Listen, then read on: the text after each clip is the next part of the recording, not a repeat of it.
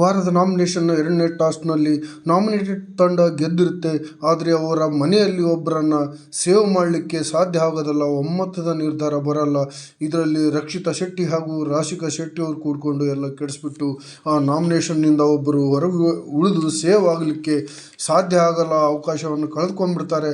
ಅಲ್ಲಿಗೆ ಈ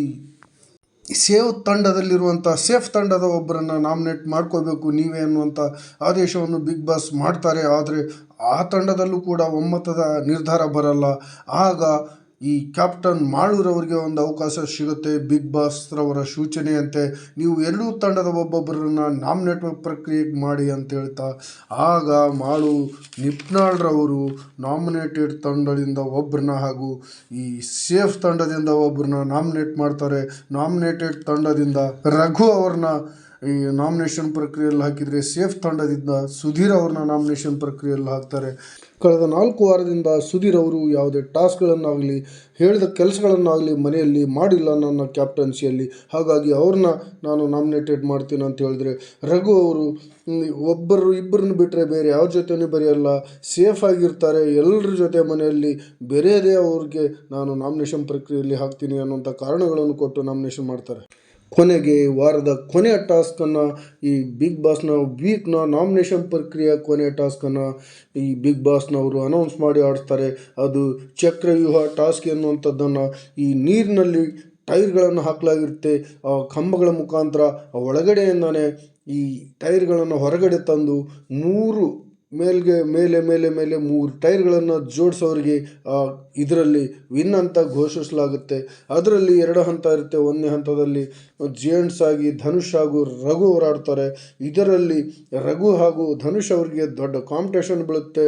ಈ ಬಾಡಿ ಬಿಲ್ಡರ್ ಆಗಿರುವಂಥ ರಘು ಅವ್ರನ್ನ ಧನುಷ್ ಅವರು ಸೋಲಿಸ್ಬಿಟ್ಟು ಇದರಲ್ಲಿ ಈ ಮೊದಲನೇ ರೌಂಡ್ನಲ್ಲಿ ಗೆದ್ಕೊಂಡ್ಬಿಡ್ತಾರೆ ಅಂತಲೇ ಹೇಳ್ಬೋದು. 2ನೇ ಹಂತದಲ್ಲಿ ಅಶ್ವಿನಿ ಗೌಡ ಅವರ ತಂಡ, ನಾಮಿನೇಟೆಡ್ ತಂಡ ಹಾಗೂ ಸೇಫ್ ತಂಡ ಸೇರಿಕೊಂಡು 2ನೇ ಹಂತದ ಟಾಸ್ಕನ್ನು ಆಡ್ತಾರೆ.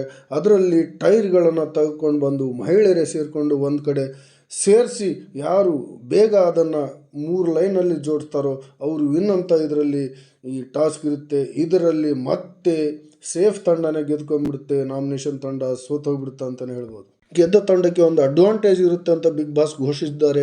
ಅದೇನು ಅಡ್ವಾಂಟೇಜು ನೋಡೋಣ. ಈ ವಾರದಲ್ಲಿ ಆಡಿಸಿರುವಂಥ 3 ಟಾಸ್ಕ್ಗಳಲ್ಲಿ 2 ಟಾಸ್ಕನ್ನು ಗೆದ್ದಿರುವಂಥ ನಾಮಿನೇಟೆಡ್ ತಂಡಕ್ಕೆ ಒಂದು ಅಪಾರ್ಚುನಿಟಿ ಸಿಗುತ್ತೆ, ಒಂದು ಸುವರ್ಣ ಅವಕಾಶ ಸಿಗುತ್ತೆ. ಅದೇನಪ್ಪ ಅಂದರೆ ಅವರು ಈ ವಾರದ ಕ್ಯಾಪ್ಟನ್ಸಿ ಓಟದಲ್ಲಿ ಪಾಲ್ಗೊಳ್ತಾರೆ. ಅದಕ್ಕೆ ಅವರು ಅರ್ಹರು ಅನ್ನುವಂಥದ್ದನ್ನು ಬಿಗ್ ಬಾಸ್ನವರು ಅನೌನ್ಸ್ ಮಾಡ್ತಾರೆ.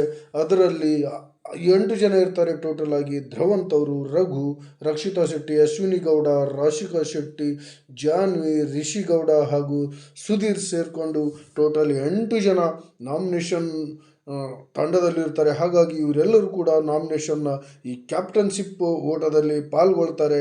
ಹಾಗೆ ಈ ಕ್ಯಾಪ್ಟನ್ಶಿಪ್ ಓಟನು ಇದರಲ್ಲಿ ಯಾವ್ಯಾವ ಟಾಸ್ಕ್ ಕೊಡುತ್ತೆ ಅನ್ನುವಂಥದ್ದನ್ನು ಈಗ ನೋಡ್ತಾ ಹೋಗಬೇಕಾದ್ರೆ ಇಲ್ಲಿ ಬಲೂನ್ ಟಾಸ್ಕ್ ಬರ್ತಾ ಇದೆ. ಅದರಲ್ಲಿ ಮಹಿಳೆಯರ ಮೊದಲನೇ ಹಂತದ ಟಾಸ್ಕ್ನಲ್ಲಿ ಜಿಮ್ ಬಾಲ್ ಎತ್ಕೊಂಡು ಗ್ರೌಂಡ್ನಲ್ಲಿರುವಂಥ ಉಳಿದ ಸದಸ್ಯರನ್ನ ಗ್ರೌಂಡ್ನಿಂದ ಹೊರಗೆ ತಳ್ಳಬೇಕು. ಯಾರು ಹೊರಗಿರ್ತಾರೋ ಅಥವಾ ಯಾರು ಬಾಲ್ ಹೊರಗೆ ಬೀಳುತ್ತೋ ಅವರು ಈ ಟೀಮ್ನಲ್ಲಿ ಯಾರು ಕೊನೆವರೆಗೆ ಇರ್ತಾರೋ ಅವ್ರು ಗೆದ್ದಂಗೆ. ಇದರಲ್ಲಿ 5 ಜನ ಆಡಿರ್ತಾರೆ. ಅಶ್ವಿನಿ ಗೌಡ, ರಾಶಿಕಾ ಶೆಟ್ಟಿ, ರಕ್ಷಿತಾ ಶೆಟ್ಟಿ, ಜಾನ್ವಿ ಹಾಗೂ ರಿಷಿ ಗೌಡ.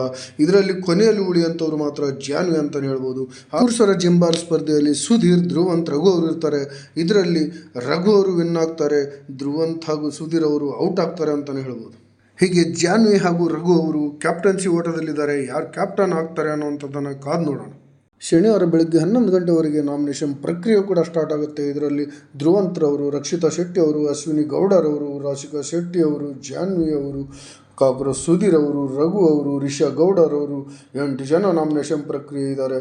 ನಿಮ್ಮ ನೆಚ್ಚಿನ ಸ್ಪರ್ಧಿಗಳಿಗೆ ವೋಟ್ ಹಾಕಿ ಗೆಲ್ಲಿಸ್ಕೊಳ್ಳಿ ಅಂತ ಹೇಳ್ತಾ, ಪ್ರತಿಕ್ಷಣದ ಲೈವ್ ವೋಟಿಂಗ್ ಅಪ್ಡೇಟ್ಸ್ಗಾಗಿ ನನ್ನ ಯೂಟ್ಯೂಬ್ ಚಾನಲ್ನೊಂದಿಗೆ ಸಬ್ಸ್ಕ್ರೈಬ್ನಲ್ಲಿರಿ ಅಂತ ಹೇಳ್ತಾ ಎಲ್ರಿಗೂ ನಮಸ್ಕಾರಗಳು.